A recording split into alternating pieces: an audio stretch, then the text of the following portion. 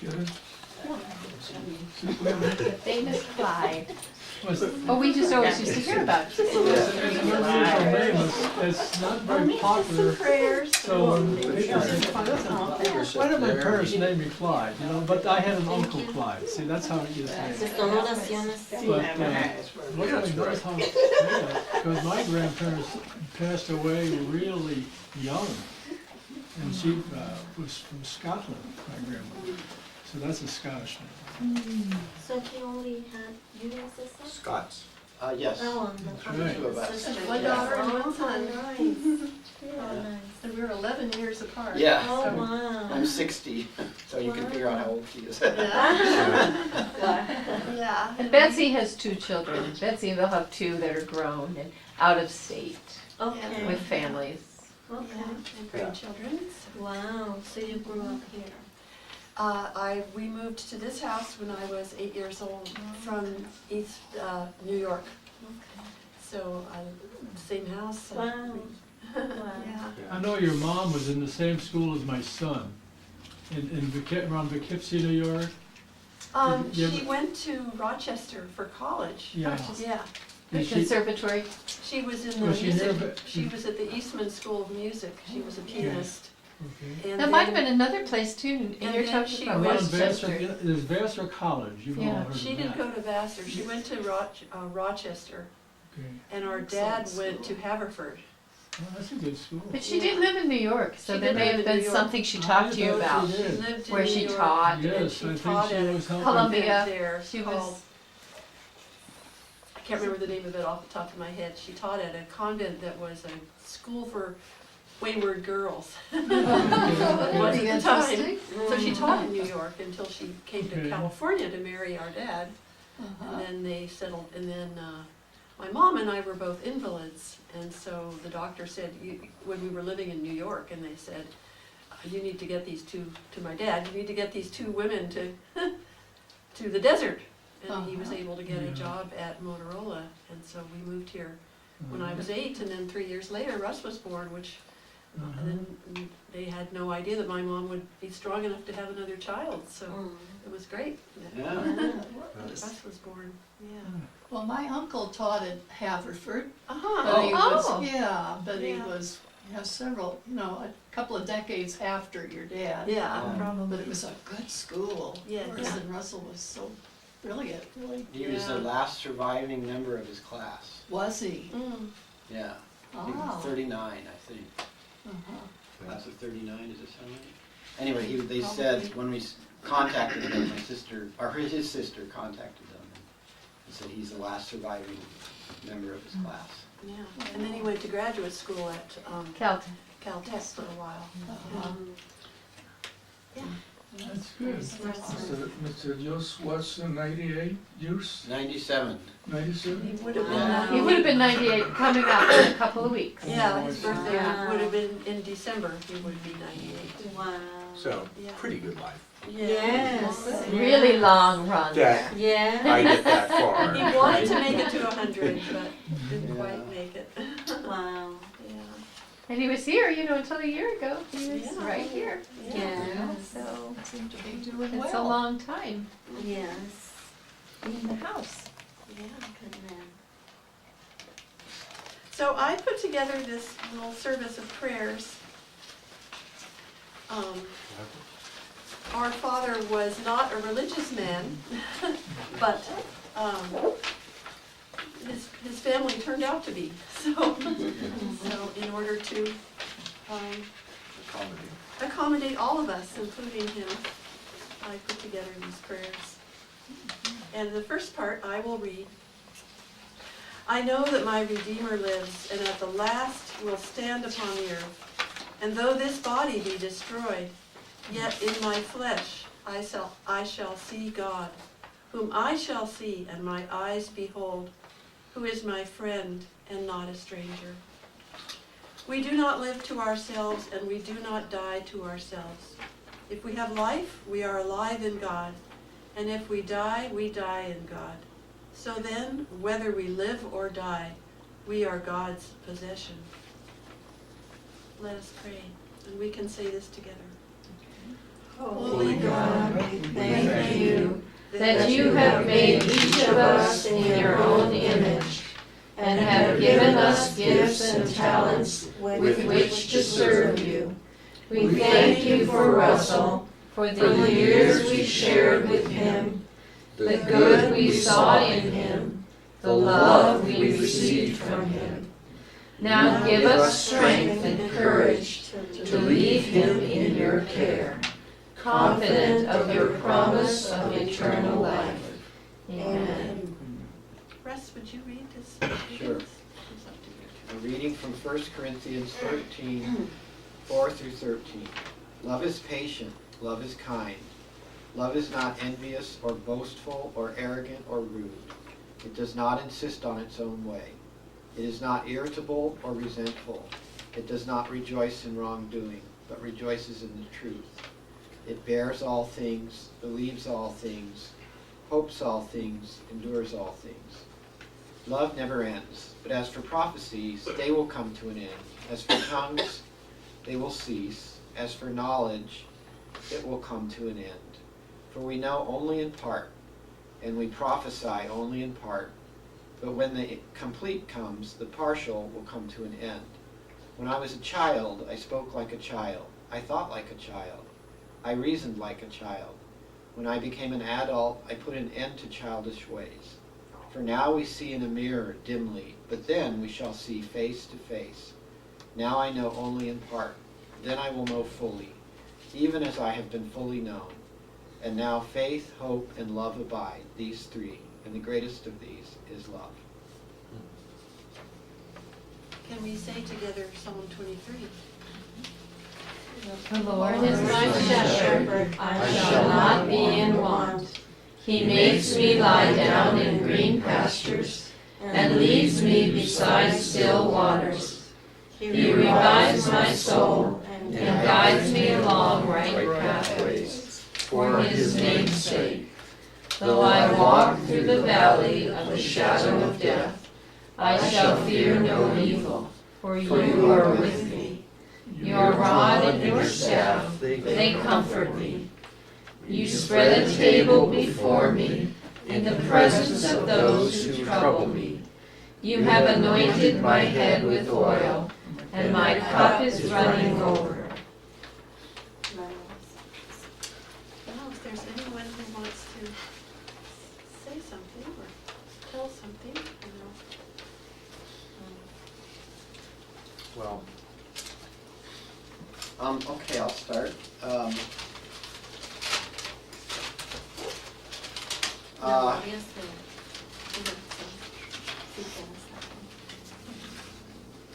First a verse from the Bible I read this morning because my father chose to be cremated, so he had his ashes, and I was looking at the ashes and how much they appear like dust. And so I found this verse in the Bible. We know, he knows, God knows how we are formed. He remembers that we are dust. The life of mortals is like grass. They flourish like a flower of the field. The wind blows over it, and it is gone. In its place remembers it no more. But we are here to remember my father.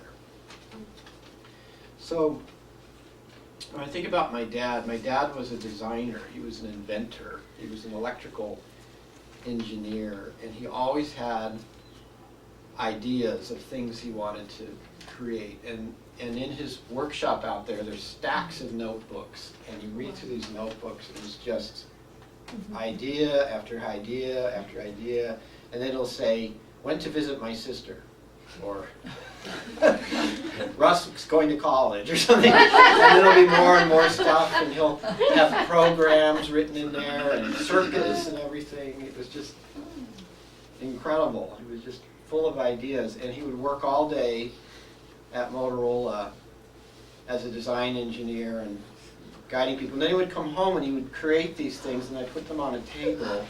He made all these electronic games, Oh, wow. which were made before computers, and yet they were computers. So this one on the right Wow. is called GLIM. What does that stand for? Game Learning Intelligence Machine. Yeah. And Wow. Is that like the We would play with 40s? them. yeah. Yeah. So he made these things, and some of them actually still work. You can play with them. Wow. Yes, I have this. Glim, it Yes. was the shape of a brain, and the brain would light up, and it would gradually light up more and more, and it would get harder to win as the brain learned more. Wow. It learned how you were playing. Yeah. Oh my God. And he didn't have, beat there you. weren't hard drives back then. You know, a hard drive is a thing that spins and it has data. So he made a little train in the back that goes back and forth and reads a light array or something. Yeah. It's just like, Wow. It was the theory behind computers before Yeah. computers were really Wow. being created. yeah. And we had fun playing with them. Yeah. What I remember, the first thing he made when I was 5 or so, he began to build a little playhouse in the backyard that's no longer there. It's not there anymore, but first he built a platform, you know, and he had 4 posts and he built this platform, and I was just delighted, and I said, "Thanks, Dad, for building me this great playhouse." And he looked at me and he said, "Well, I'm going to put walls up and a roof and windows," and I'm like, "Oh my gosh!" I was just delighted with the platform. I thought that was it. And and I couldn't believe it. And then he taught me photography. He taught me how to take pictures. Wow. He has a little dark room back here with an enlarger, and we would make prints. And each year, when he'd do Christmas cards, he'd make his own Christmas card out of black. He'd take the picture and then enlarge it, and then make, I don't know, 50 copies of it and send it out to everybody. That was a big project. Wow. Back when it was rare to have a dark room at all, Oh, Yeah. right? All this stuff was way in advance Yeah. of Yeah. anything Wow. else. And they were Your neighbor. family pictures. Yeah. 4 of us, Yeah, probably some. probably have some somewhere. So, yeah. Yeah. He taught me how to solder, you know, with the soldering gun Yeah. and solder, and we built different things. We built radios, and I think in high school everybody was into strobes. He said, "Dad, can you help me build a strobe?" The flashing light. And he could. Oh. Yeah. He taught me Morse code. He helped me get my shortwave radio license. And then he did a lot of boating. He got a boat, and he would go out to the lakes, and you know, he taught me how to drive it. And we would camp, and we would go to the White Mountains. He would save up his vacation, his 2-week annual vacation from Motorola, and he would save it up and use it all at once, and he'd rent a trailer, and we'd go live in a trailer for 2 weeks, which my mom wasn't real happy about. but he'd catch fish out of the creek, and then he'd be eating his trout, and he'd go, "Man, this is living." You know, that's one of his sayings, "Man, this is living." You know.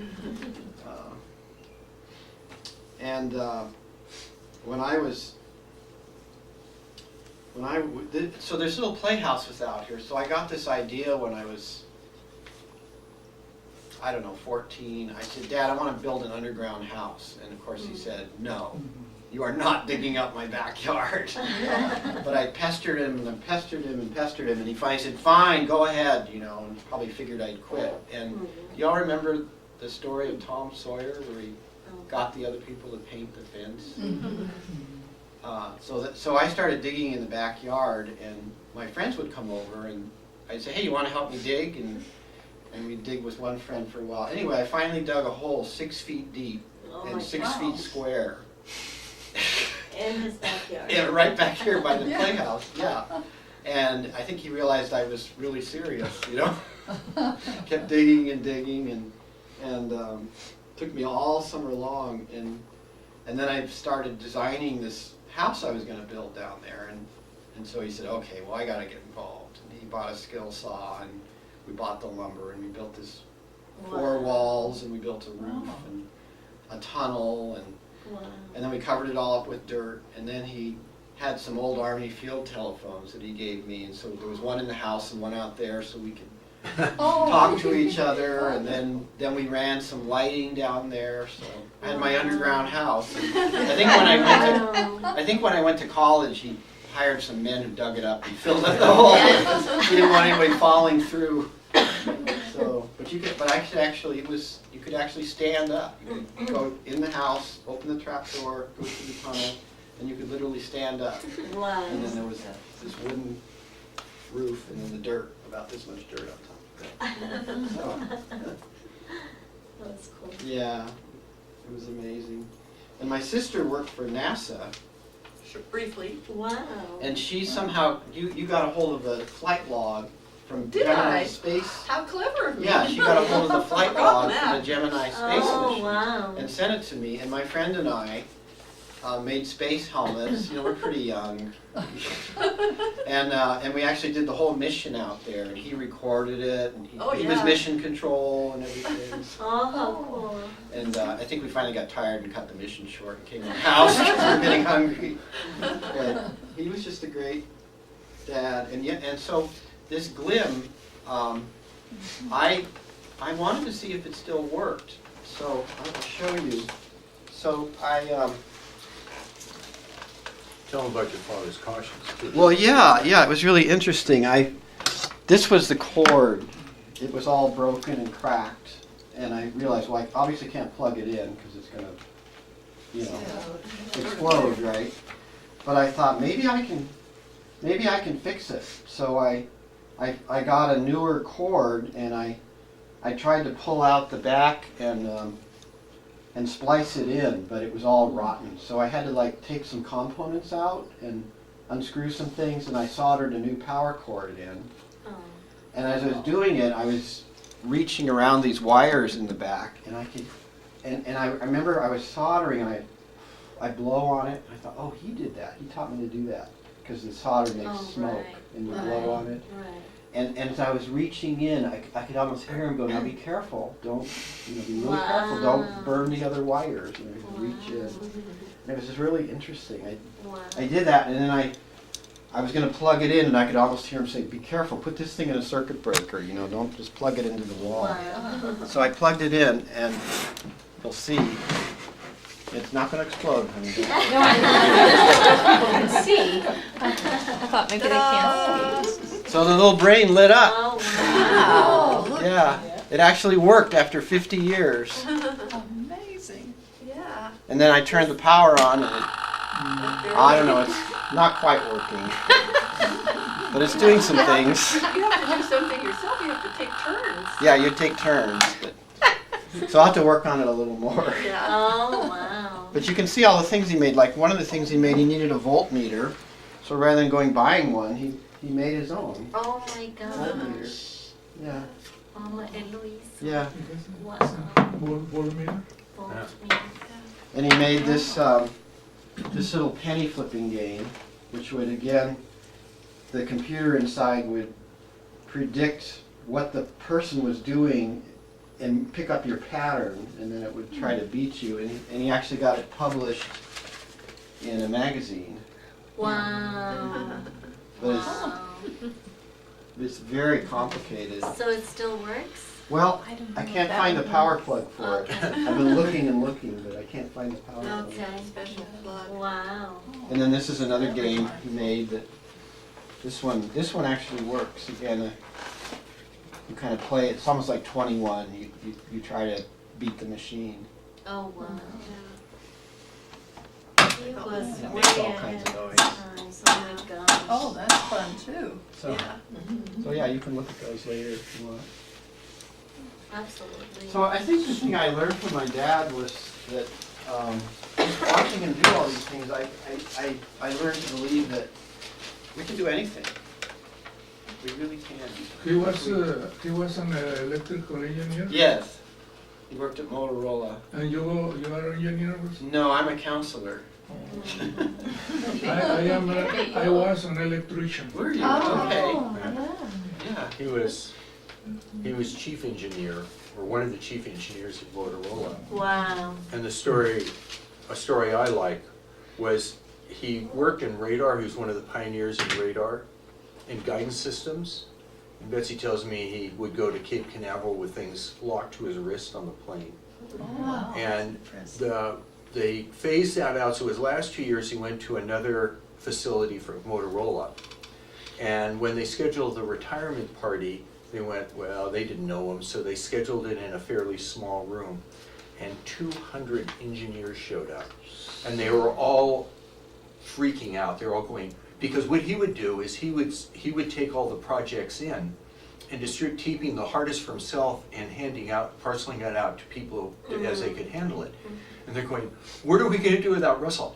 They got so aggrieved they called the cops. Can you imagine that on engineers? Really? Yeah. Crowd of engineers. Yeah, but he. You mean because it was too crowded? Yeah, because and the engineers were going, oh, it's like this, and they freaked out and they called the cops. I think that's wonderful that he could get all the other engineers so worked up about this that they would call the cops. You know, I thought that was great. And there was too many for the room. Right. So you were saying you worked for NASA. You were Just for a couple of years. engineering as well? No, I was in biology, so I was working for a project that studied space biology. Oh, okay. I was just reading journals and abstracting Still things. very bright daughter and son. Were they done? Yeah.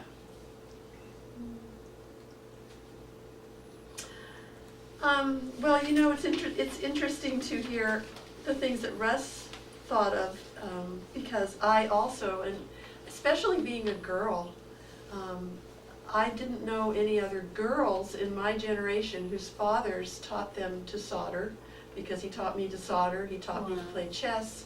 I also did photography with him and worked in his little dark room with him, and helped and learned how to develop pictures and do all of that. And he taught me, we went out in the boat, a different boat, but we would go rent a rowboat when we went camping, and he taught me to fish and you know, all sorts of things that girls my age weren't usually taught. Usually the girl was, you know, go learn from your mom. And I don't know whether, well, I was going to say I don't know whether he was just frustrated because he had a girl first, but I think that he was very much a supporter of women, smart women, and doing interesting jobs, because he wanted me to be a mathematician, and he said, because there aren't very many women mathematicians, and you would be one of the first. But he was glad that I chose at least some kind of science, because that was important to him. And I really still appreciate all those things that he taught me. I never have a chance to solder anymore, but I remember going and you know, being told how to do it exactly right. I don't know how much soldering people do anymore. Yeah. Actually, just plug things in, but it's a great skill. And so I'm thankful for his treating me just like a colleague and like someone he would teach things to, and not thinking less of my abilities because I was female, which would be likely in those days, in that time. One thing I really appreciated about my dad was that, in spite of his being so infuriatingly logical sometimes, it would be something I would want to do, especially as a teenager, and he would be so logical about it. And I'd go, don't you understand what I want? And he'd go, well, he goes, look. When he taught me to drive, we were driving, and he'd say, now you've got to think about the velocity that you're going and the effect of inertia on the moving car, how much it weighs and how much distance. I'm like, I can't do that while I'm driving. But he also was a very romantic man, and I had the gift of seeing my father cry, because he cried a lot. He cried quietly about things that were beautiful to him or things that were sad. And men in his generation also didn't cry, and certainly not in front of their children or anyone else. And he, because he was involved in these rocket launches from Cape Canaveral, some of the first ones, he always found the idea of humans breaking past their limitations to be just an idea that really moved him. And one day we were home and there was a picture on the television of a rocket launch. I think it might have been one he had been at, and maybe it was on the news or something, but we were sitting, the television was in the bedroom, and we were sitting on the end of the bed watching this rocket take off, and as it burst up into the air, he began to cry. He was just, he was just weeping, and it makes me cry to think about it. Wow. I turned and looked at him, and he was just like, it's so beautiful. Look at it, it's just breaking free, it's so beautiful. Wow. You know, when he cried at Russ's wedding, I was sitting next to him and he was crying and he said, look, Russ's tails are shaking. Russ was nervous. He was wearing a suit with tails and they were going like this. He was weeping and I remember we went to see a movie, apparently it was at the Grand Canyon. It was of one of those IMAX movies of the exploration of the canyon and the boats going through, and they were reenacting this discovery, and he was sitting next to me weeping.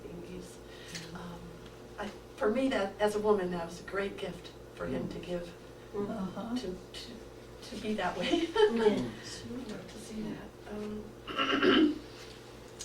And I also really love about him his openness to everyone. You know, when I grew up in this house, there were still gypsies that came down the street, and the gypsy men would offer to sharpen your knives or repair your pots and things like that they did. And the women come in and sell my mother beautiful handkerchiefs that they made and hemmed and embroidered. They were lovely cotton handkerchiefs and scarves. And I was always in the kitchen with the women. My mother would make them coffee.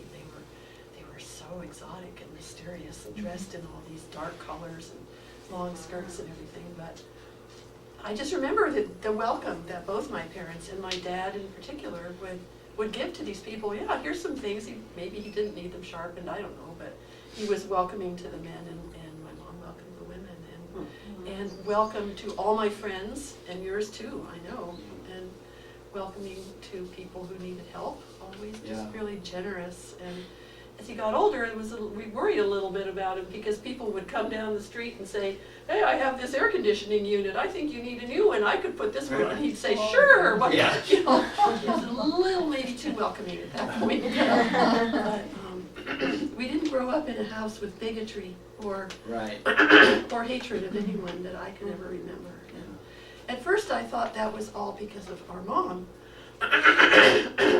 who was a very loving person, and my father was so logical, but I've realized recently that it was also him and his willingness to look at any person and just accept what he saw there, accept the good in them, and so on and so forth. And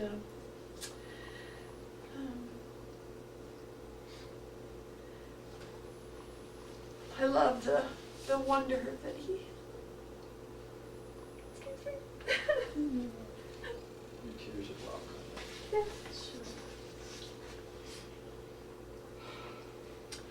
He always had such wonder in life, and I think I've inherited that from him, and I'm thankful. Yeah. Even towards the end of his life, when he was a little bit demented at one point after some surgery, he said, you know, time is actually going backward for me, and I think I'm getting younger. And at the time, I was in Philadelphia visiting my son's in-laws, and I said, well, you know, I'm in Philadelphia, and he said, oh, well, if you just kind of look towards Johnstown, you'll be able to see me as a kid, because I'm getting younger. Isn't that wonderful? I said, yeah, it is wonderful, isn't it? And sometimes, you know, we didn't talk on the phone very much, because with me, he wasn't much of a phone conversationalist, but we often talked about all the new discoveries that are happening in the world, and in the world of science, and the exploration of space, and just, you know, the wonderful things that we are learning about our world.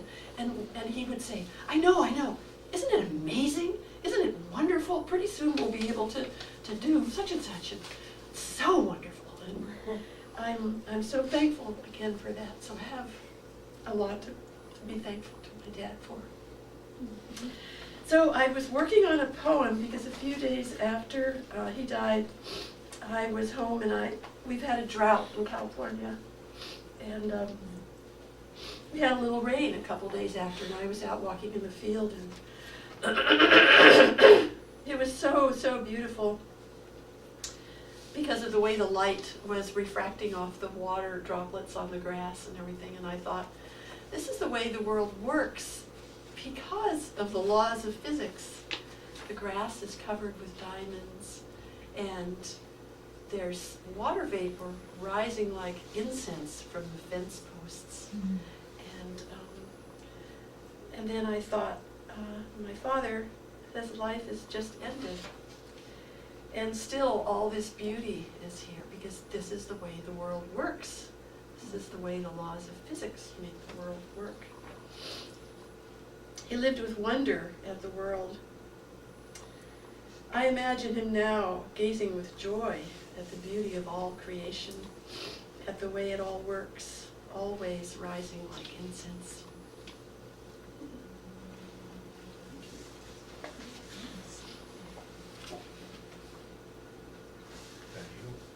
Yeah. Well, when I got together with Betsy, we were about 30, and I had a beard and long hair and was countercultural. And heading to Phoenix, I was wondering what sort of welcome I would get from the chief engineer at Motorola. I knew Betsy's mom was, it's like that, but I was worried. And we had some questions, but I was welcomed and appreciated and loved, and it became a safe haven for me to come to visit here. And it was a place where our children would come for vacation and be treated lovingly, and they really enjoyed it and stuff. And it was openness for everyone, right, including me. And I learned to appreciate, his logic at sometimes was, he was a thoroughly logical person, a feeling person, but man, governed by logic as one would expect a chief engineer to be. And I learned things from that. I remember we run a seed company, vegetables, grains, medicinals, and talking about filling seeds and whether we were giving enough seeds, right? Because we would fill by measure, but we were selling by count. And he did a regression analysis of that, showing the likelihood of getting, a short or too much and stuff like that. Things like that were revealing to me and valuable to me. I had somewhat of a technical background, but it was great to have that reinforced and supported. And certainly I felt supported all the way through. And I always felt that being married into a family of geniuses, that, always felt a little bit. But one of the last times we talked, he was talking to Betsy, and he said, I want to talk to Bill. And I said, hi, Russell. And he says, Bill, your mind works in different ways, but you actually are a very bright man. So he could support and appreciate that. And so much is said about that. He and Russ would go to Lake Saguaro Lake. And that was a thing for them to go boating and camping. And one of his releases was he liked to skinny dip. Right, which always embarrasses kids. Yeah. And when we would go camping when yeah. I was a kid too, he liked to go down to the and cover himself with mud skinny and wash dip. it. So I want to read two poems that came from this casting of ashes on the lake. Russell's last skinny dip. Always embarrassing to his kids, Russell takes his last joyous skinny dip. Freed from fleshy constraints, reduced to his most elemental atoms, Russell is flung into the lake Saguaro by his son and daughter. He slowly spreads to embrace, to become one with all the waters. Everyone from now on will swim naked with Russell.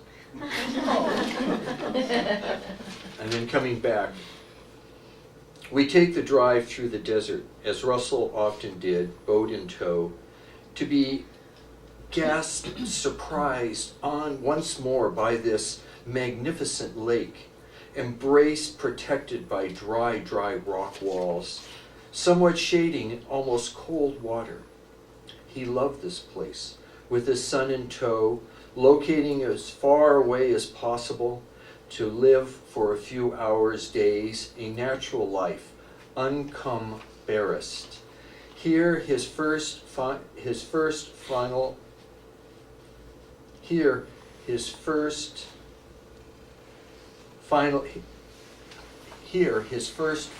home as ashes.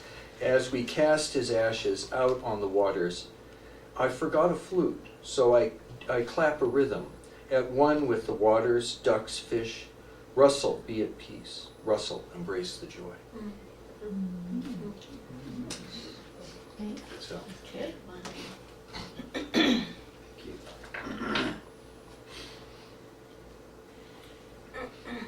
Well, of course, I'm Russell's daughter-in-law, and I came along much later in the picture. And I was looking at Ruby because she and I shared many memorable times with Russell. And that logic came out, and I would pick him up from a surgery. I remembered, and the nurse explaining in great detail what to do and not do. And he politely nodded, and then he got in the van, and I drove him home, and he said, "She doesn't know what she's talking about." And I thought, oh brother, this is going to be a long week. So I was witness to him explaining to every kind of specialist that they didn't know what they were talking about. That's not for blood pressure. I don't have any symptoms of that. And I would just get in the car. Okay, Russell, whatever you say. So, and then he and I had a lot of good conversations, and I think we were sort of a good match because he was feisty sometimes, you know. And Russ is kind of laid back, and Isabel was laid back, but I was sort of his equal. So we were out once at dinner, and he loved food, but he was eating, and the waitress had come and gone. Oh. And out of the blue, he said, "Is she pregnant or just fat?"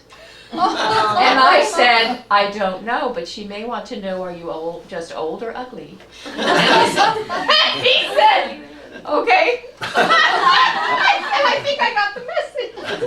I don't know, but she may wonder, you know. Kind of laughed. He laughed.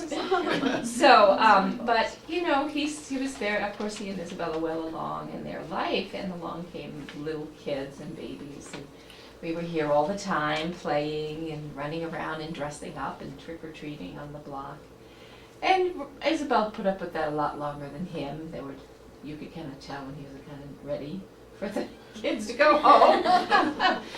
But yeah, he was very generous with us. He was very patient. When you needed him, he was there. And he was very logical. When I told him that Rachel was on the way, it was our first wedding anniversary. It was March, and I said she was due in November, and he just said, "That's not possible." That's not what you really expect. Yeah. But I thought, well, we'll see you in November, because it's he had his own calculation. Yeah. And She knew the day. I didn't know what to first. I don't know what to do with this, you know. The midwives delivered 10,000 babies. She told me, take this day off. I'm going to have the baby. Maybe on you that should day." talk with her. I didn't. But he did some kind of calculation. That's not possible. And I was like, I don't know what to do with this, but I'm moving on. But yeah, so I think we just enjoyed that he had this long, stable home, and the kids would play in the back, and that season went on a long time, and they were very funny together. You know, it's a different season when you have elderly parents, and then I was new on the scene, so I saw this version of Archie Bunker, Ethel, that was is somebody at the door or something? Is Is that that the refrigerator? Oh, is that the refrigerator? Okay. So my favorite things were, the phone would ring, and she'd say, "What's all that ringing?" They would go through this all the time. "What's that ringing?" She'd say. Yes, all the time. It never failed. And he'd go, "That's the phone, Isabel." And then he would get it, and he would push the button for her, and he'd hand it to her and say, "Don't push any buttons!" And she'd go like this. And this went on all the time. "Russell, what's that ringing?" "It's the phone, Isabel." It just happened. We had all these conversations. So, but then later, of course, he was the patient. He was always after her to do this and not do this and use your walker and your watch your oxygen cord. She'd turn around and it would all be tangled. So he was the caregiver, and then later, of course, he was the patient, and things were not. He didn't like that he was being told to do things, right, Ruby? It was always an adventure. Our nurses would come and tell him things like, "These medicines are all expired." He'd say, "I don't know what she's talking about." We went through all kinds of doctors who diagnosed. She knows all sorts of. There would be letters with diagnoses, and he'd go, "I don't have any symptoms of that." So my role was a little different as the years went on. I was the chauffeur to the doctor and trying to be the little intermediary at the hospital and explain to him. And he just needed, more care as was inevitable, So, but he spent, I think, his last year in a very safe place, in a very warm place at the Stratford. And I think he really made a place there. He found a nice place, and then I think he had a very peaceful ending. We went to the hospice. I went to the hospice the first or second day he was there, and it was just a beautiful afternoon, and I felt I told Russ and Betsy this, that I know he didn't espouse any particular religion or faith, and maybe the way some of us do, but I know there was a presence there. I felt a very strong shift of complete rest and complete peace, and I just knew that that's what he was feeling, and I really believed that. And it sort of passed. And, he had, a week there? Almost a week. And so that he was slipping away. He wasn't talking anymore or nothing. But that was the way it was supposed to be, and I really don't think it could have been any better the way it was. So, with Russ and Betsy there, and it was just in a very peaceful place. So I think he's in heaven. I think he went to heaven and he told them that this was not logical. Are you sure you want that there? And that's not how that works. And but he was very funny. Do you remember when I don't know if you know that he had a window break-in a couple of years ago? You probably remember.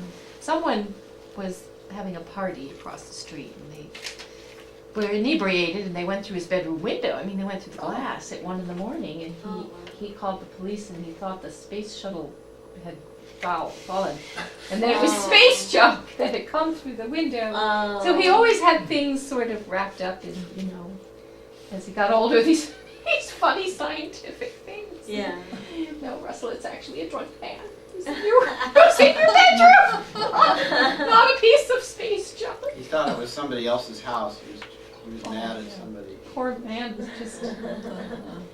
But Wow. so I think it was a very good run here at a wonderful place, and then it really was with a little nudging. I think he really wasn't going to be quite as safe and quite as cared for. So we were glad when he finally got a little push from Ruby and me and Russell and some doctors that it was time to move. Well, I know when I first met him, when I first came, and I came to take care of Izzy, and he came to the door and he said, "You are who?" I said, "I'm Ruby." He said, "Okay, come on in." He said, "Izzy, there's a Ruby here." So she was sitting in the chair over there, and she says, well, hi, how are you? I said, I'm fine, how are you? She said, oh, I'm fine. I said, well, I'm here to take care of you.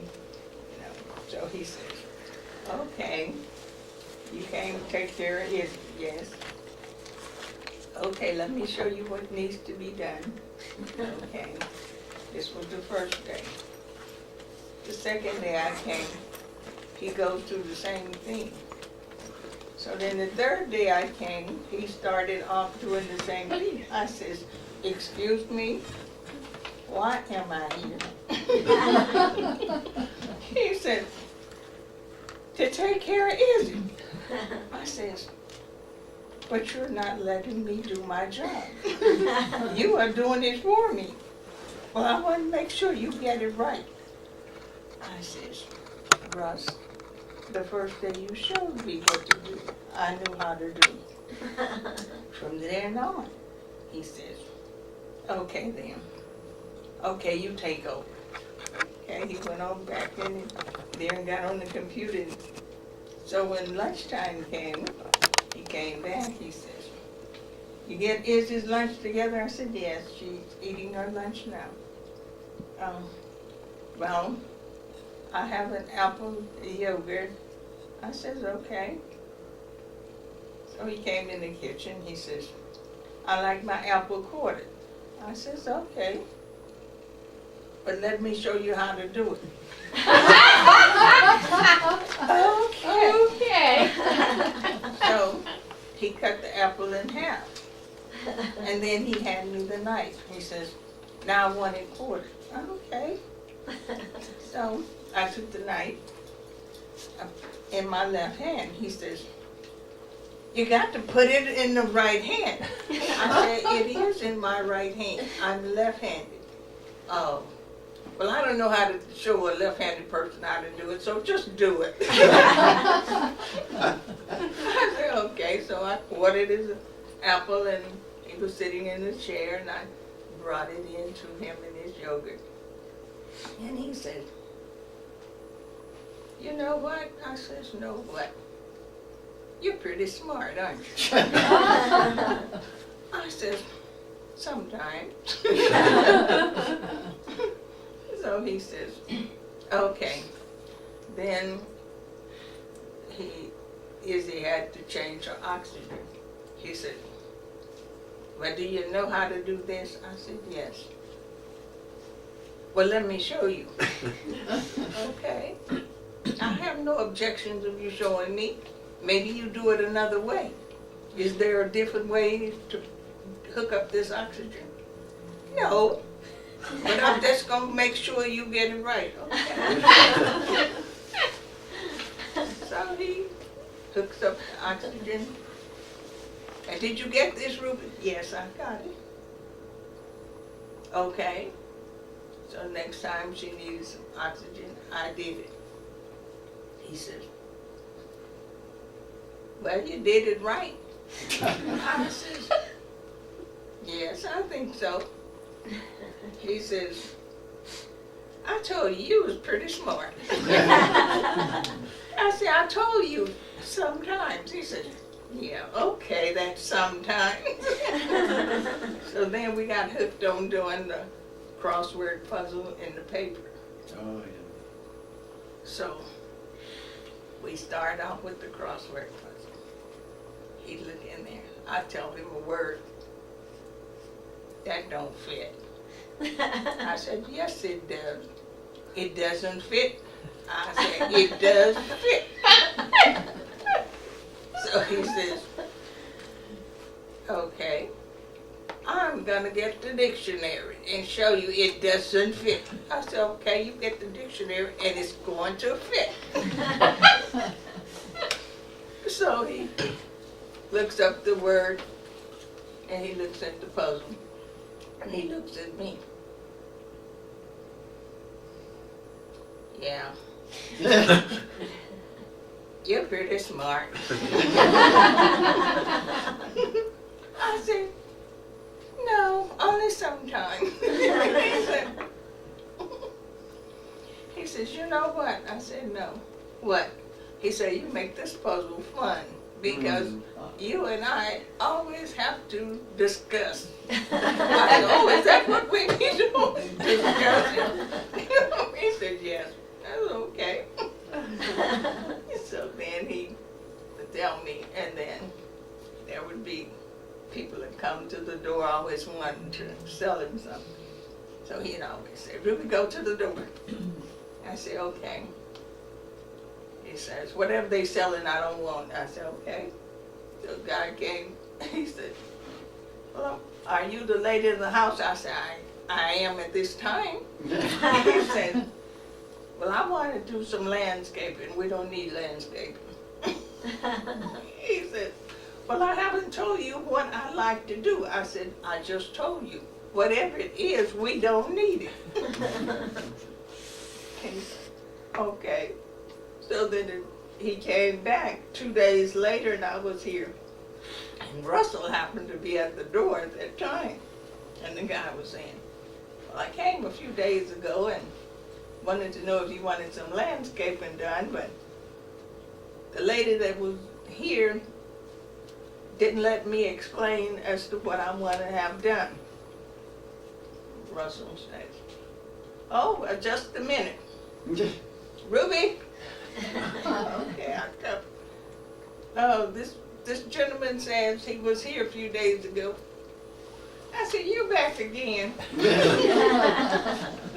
He says, well, I wanted to make sure that you understood. I told you we don't need landscaping.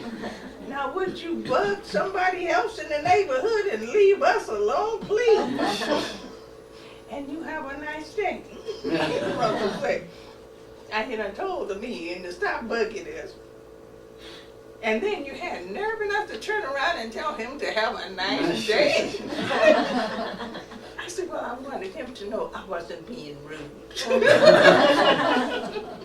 He says, oh, is that what that was? I said, yes, that's what it was. So he and I, we had a lot of fun talking and laughing, and he would tell me about the times he was growing up. And he tickled me when he told me about he was dating Izzy and another girl. And they all met up at his family home. And he was introducing the two of them. And he introduced both of them as his fiancé. Oh, right. I didn't know what the word meant. These are my fiancé. And Izzy was laughing and she was saying, he didn't know what fiancé meant. He thought just because he had a girlfriend, both of you was his fiancé. His mom told him, no, you only have one fiancé. So which girl you want to marry? So he wanted to marry Izzy, so he says, so after that, Ruby, he says, I stopped trying to say what she was. She was just my girlfriend. I said, okay. And then he would tell me all the crazy stuff he used to do, going up to the cabin and stuff. His dad had a house up in the woods or something. Yeah. Anyway, he would tell me about that. And all the times he would go walking, him and Izzy, and they would go by the pond and sit down and put their feet in the water. I said, oh, that was fun. He said, yeah. He said, I was teaching her how to pat the water. Oh, you were. He says, so we sit down and we be talking, and he came up with this area in his little room in there. And I always go in there and dust and move things around. And I thought I was putting everything back like it was. And he came out of there one day and he says, Ruby, yeah, come here. I said, okay, so I go in there and he says, you see this little thing right here? I said, yes. It's about this much off. I said, so what you want me to do? next time I come in here and dust, you want me to have a tape measure so I know exactly where to put this back. No, Ruby, I just wanted you to know it wasn't back where it was. I said, it is, but it's not exact. Oh, okay. I said, well, okay, from now on, I'm gonna put a little line right there. Put a little piece of thread there, so when I take this off, I'll be able to put this exactly where it was. The next time he went in there, he came back, he told me, well, you did it right this time. I said, good, because you know what? He said, no, what, Ruby? I said, you beginning to work that last little nerve. He said, what last little nerve? I said, mine. Yeah. He looked at me, he shook his head. Go on, Ruby, do whatever it is you was doing. And we would laugh and have fun and everything. And I went in there one day and I cooked for him. And he says, so you know how to cook? I said, I should. I've been doing it for quite a few years, Russell. I think I know how to go in there and whip up a little something. Well, did you know how to make scrambled eggs? I said, who don't know how to? Well, Izzy had another girl here that was supposed to fix me some scrambled eggs, and I couldn't eat them. I said, well, I don't know what she did with those eggs, but it's not too much you can do with a scrambled egg. Well, Ruby, I like to have some scrambled eggs. That's fine. And a piece of toast. I can do that too. Why, do you put the butter on the toast before you toast it, or do you put the butter on it after you toast it? I says, well, you know what, Russell? It would be pretty silly of me to put a piece of toast in there to toast it and already have the butter on there. If you're going to put butter on the bread, you don't need it in the toaster. See, I told you were smart. I always say that. And so I scrambled him some eggs and fixed him some toast. I said, you want some jelly, jam, or syrup? He said, I don't want either one. Oh, fine. I just want to see what them eggs are going to taste like. Okay. So I bought him the eggs and the toast and he ate it. He says, yeah, you know, you're pretty good in the kitchen. You were the best. That's for I sure. says, okay. I says, so how are the eggs? He says, them are some good eggs. First he said, them are some damn good eggs. He said, oh, excuse me, Ruby, those were some very good eggs. Ruby, you brought so much joy to my parents, to our parents. Yeah. Yeah. Oh, we Thank you had for everything. so much fun. And me Yeah. and Izzy, we just had just a whole lot of fun. Yeah. We used to go shopping and stuff. Yeah. He would always tell me, let her bring back something sexy. I was okay. Oh, that's funny. Yeah. Thank you, That's so Ruby. funny. Then Yeah, thank you. we would go and I would go in the lingerie department, and the thong was out then.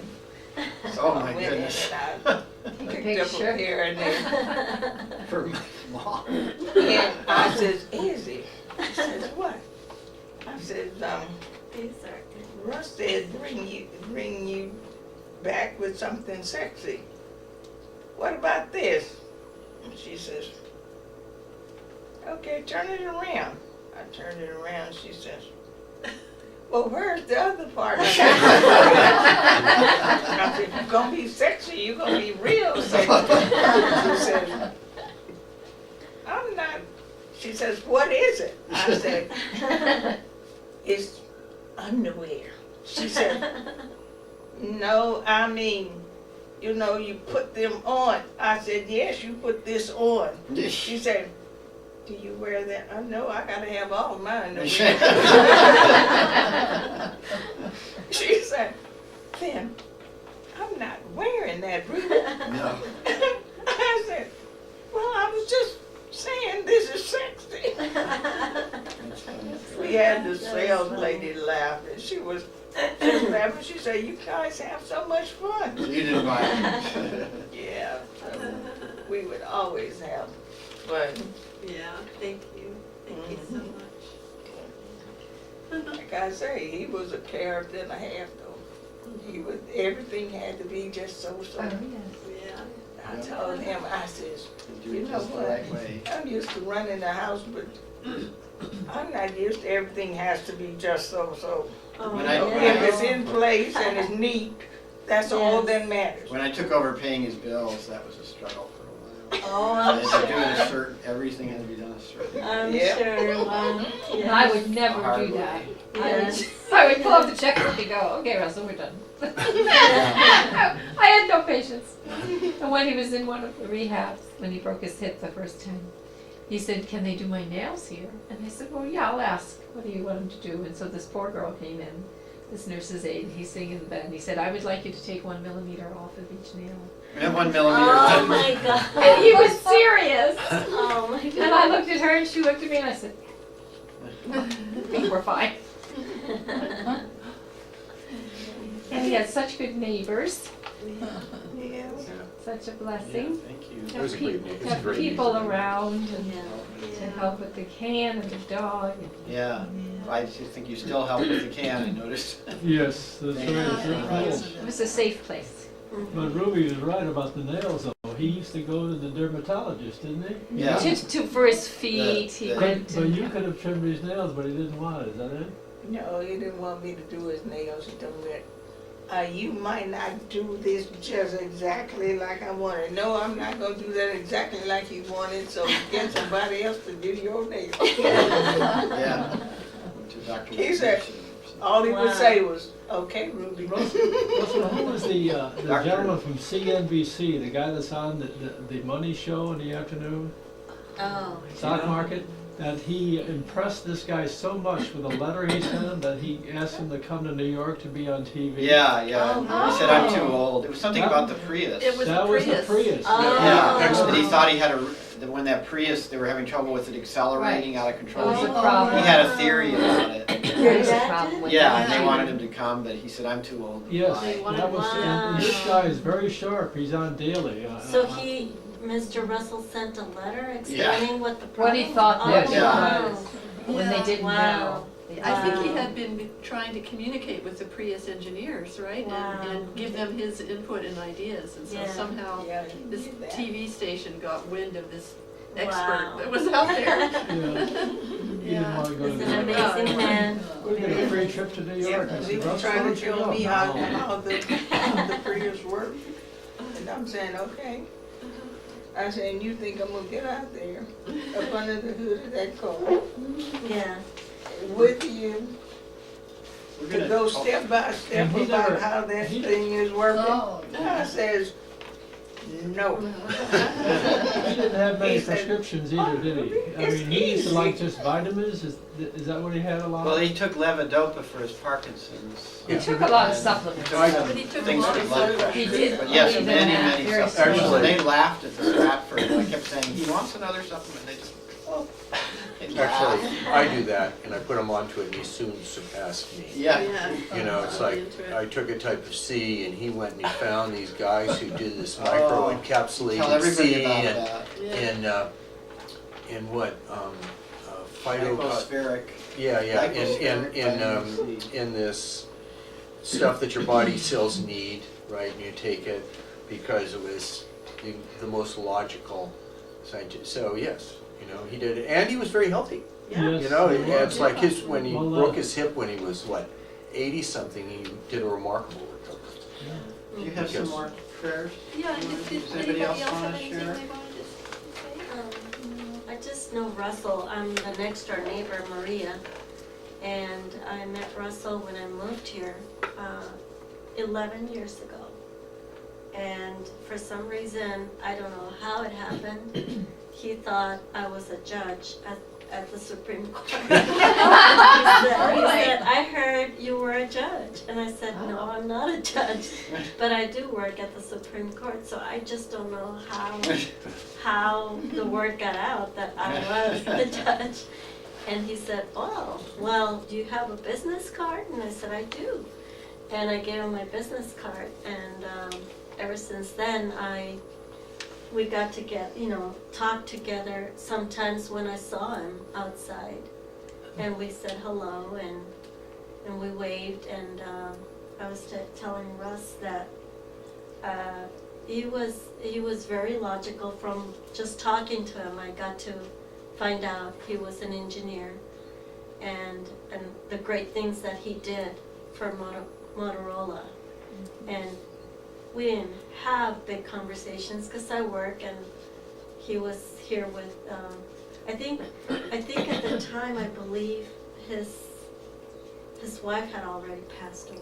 She passed in About 11 years ago. 2004. Probably, Yes, and I know that he was I could tell he was a very generous man by the way he treated King, his dog. Oh, yeah. Oh, yes. And, I offered, hey, if you need for me to walk him or anything, and he's like, no. He's as old as I am, and we had small conversations the times that we saw each other. And one day, I'm not the kind of person that, I try not to bother anyone, but I've asked Clyde one time to help me with my trash can. He's a really nice guy, and he helped me. I think it was that. I don't remember. Something like that. And Mr. Yost, I had to go to the airport.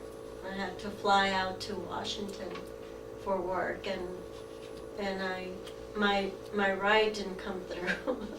And so back then we didn't have Uber or anything like that, like we have now. And so I said, well, last minute, everything, I called, and no, you should have called before. I'm like, it just happened, so I was stuck. And I said, well, I guess I could have gone to the airport and parked my car, but it was limited time, so Mr. Russ helped me, take me to the airport. And that was the first time I got on the Prius, and he told me all about the Prius on the way to the airport. And because of him, I learned so much about hybrids that, he was way ahead of his time. He was fascinated about the wonderful things technology had done. And my parents brought tamales one time from El Paso. And he says, share these with Mr. Yost. And Thank you. and I came over to knock on his door, and he opened the door, and I said, hey, my parents sent these to you. And he's like, oh, okay, yeah, these are good things. And he says, but I don't understand why you take so long to do these. It's so laborious work. Oh. The logic behind it, And I It's a said, lot of work. yes, it is a lot of work. And I said, but I think these are store-bought, so you're okay. You're okay. So I think those are the memories that I have of him, and very kind man, generous man, and I got to know his son, just saying hello. I got to see you and say hello, and you one time, I think you were back here sometime trying to do a garage sale with your dog. Oh, yeah. Long Yeah, that time was a ago. while back, yeah. Yeah, We did. and- A sale out here. We tried to have chocolate together that one time, Yeah. but that was fun. And I'll miss Mr. Russell, Mr. Yost. ¿Tú quieres decir algo? Go ahead and say the Lord's Prayer together.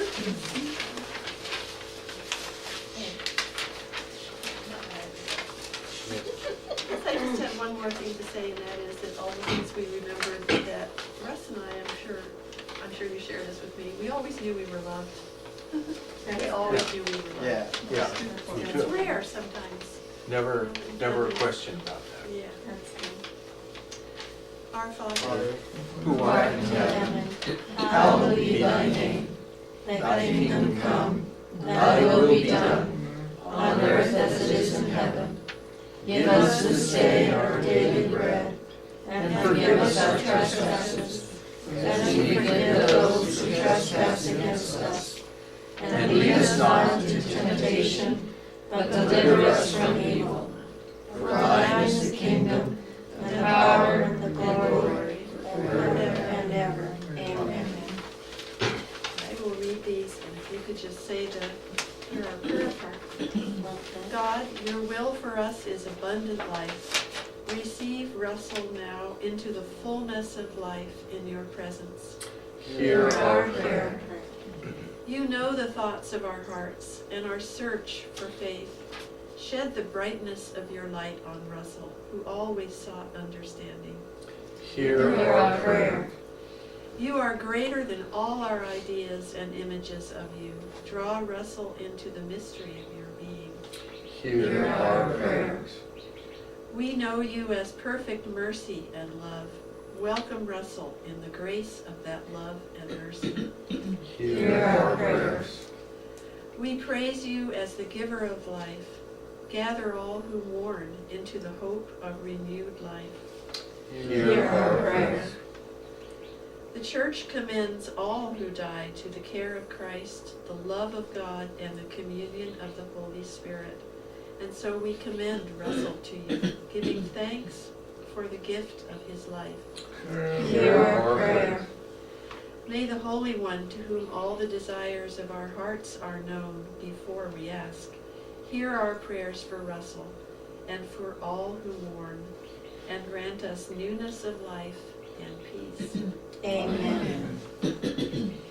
You only are immortal, the creator and maker of humankind, and we are mortal, formed of the earth, and to earth shall we return. For so did you ordain when you created us, saying, you are dust, and to dust you shall return. All of us go down to the dust, yet even at the grave we make our song. Alleluia, alleluia, alleluia. Into your hands, immortal one, we commend your servant Russell. Of your infinite goodness, wisdom, and power, work in him the wonderful purpose of your perfect will. Receive him into the arms of your mercy, into the blessed rest of everlasting peace, and into the glorious company of the saints in light. Amen. Let us go forth in peace, rejoicing in the power of the Spirit. Thanks be to God. Thank you, this is lovely. This is very good. Beautiful too, very Beautiful. beautiful. Thank you for coming. And I put this prayer on the front of this, which is the prayer of St. Francis of Assisi. And just thinking of our dad's ways in life seems fitting. There's little folders here with my dad's picture and story too. I don't know if you saw those. No, And there's a little book with the book design. we Yeah. did sign that, yes. Yeah. Well, thank you. Yes. Wow. If you'd like one. Okay, thank you, yes. Oh, Thank you. okay. Yeah. Wow. Yeah. This is how I think we have. Oh, that's he was right. younger. He was a little younger when I met him. But what a bright man. What a bright man. Very genius. Reminds me of my brother. That's the way my brother is. Really. He's also an engineer, and this guy right here. Yay. He's kind of Yeah. like that. Know how to fix things. Yes, yes. Que sabes arreglar cosas. Well, some of us are going to go on a walk that my dad did and bring some of the ashes. And so you're welcome to leave at this point, or hey, you can hang around if you want. You can look. There's pictures over there. So, but at some point we'll go on a little walk that he used to do. So. I'm sorry we don't have refreshments. We kind of forgot about that. There's tap water. That's all. Nobody's There's also been here in the warm house. beer. if you Warm want beer, one. if you want a warm beer. There were beers that were in his refrigerator at the assisted living place. There was no food in the refrigerator really that was Just beer. edible, but there was beer. Well, he had a dining room. Yeah. Yeah. So if anybody wants a memorial beer to take home, enjoy it later. Yeah. Or if you want to look at the games. I'd like to know about the pictures. Okay, so this side is my father's side on the right and on the left. Okay. So this is his father and his mother, Ruth and Russell.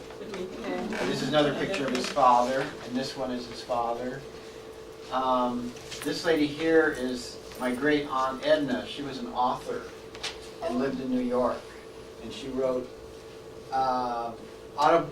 biographies of famous Americans, and she knew, you know, what's that movie, 12 Angry Men? No, it's Better by the Dozen. Cheaper Oh, Cheaper yes, by the Cheaper Dozen. by the Yeah, so Dozen. that was about Gwyneth Galbraith. Uh-huh. Okay. And she actually worked with Galbraith, Oh, wow. the husband and wife, and kind of Wow. chronicled some of their things that they actually did. Of course, the movie is just kind of made up. And She wrote a book called American Women of Science, right? yeah, yeah. Modern Women of Oh, Science. wow. She wrote about women scientists. Yeah, and I remember Yeah. visiting her in New York. Yeah, and one Okay. about Yeah. nursing, women nurses, so she was particularly interested in And these are- women's These are grandparents or great-grandparents. Miller. This is Lewis. This is who my middle name is, Lewis, Oh, okay. after him. And this is Miller.